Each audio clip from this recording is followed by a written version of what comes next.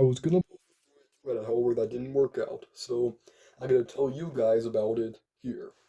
Now, there are situations involving my brother that I was also planning on posting to Reddit. Those I might post to Reddit one day, once I have it all figured out. And there's another story that I was also gonna post on r slash I overreacting. However, that one I decided to write a song about instead of posting it to Reddit, which more on that someday, but not right now.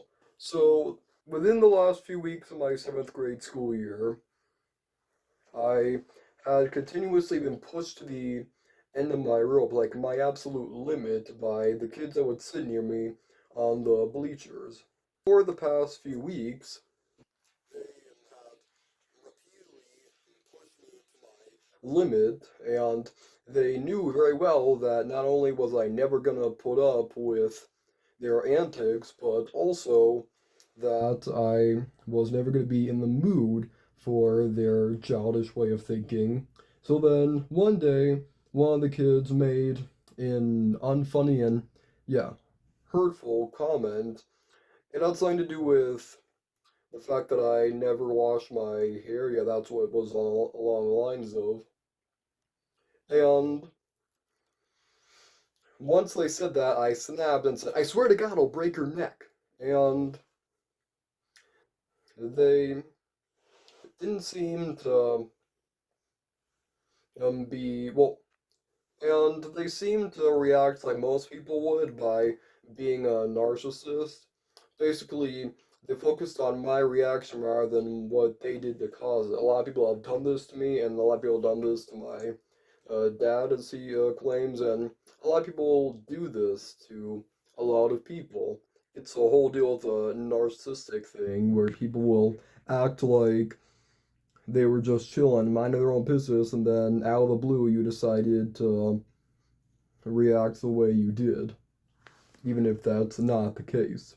So afterwards, they got up and walked over to the coaches with a borderline evil look on their face and told them about it, which I never got any further information about the story. Like, no one other than another person talked to me about it. Well, in terms of at the school. And, like, nothing.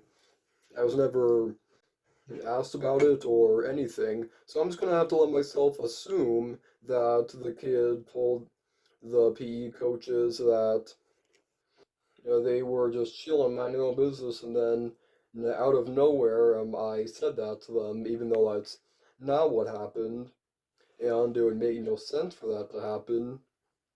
But at last, that's most likely what happened.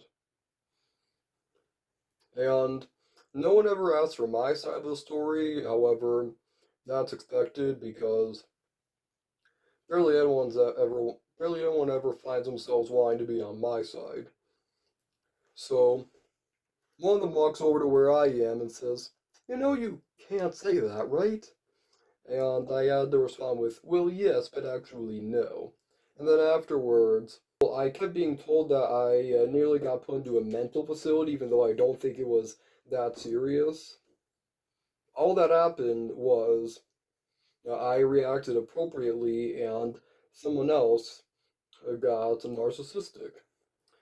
When you get down to it, that is exactly what happened. So this is like that SpongeBob season.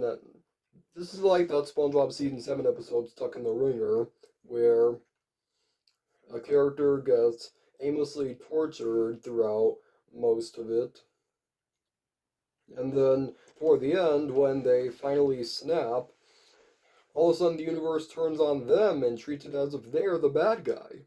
So I'm I go through this kind of stuff a lot, but this is one story that I definitely need to share with you guys. And the lesson learned here is, well, okay. I guess the moral is that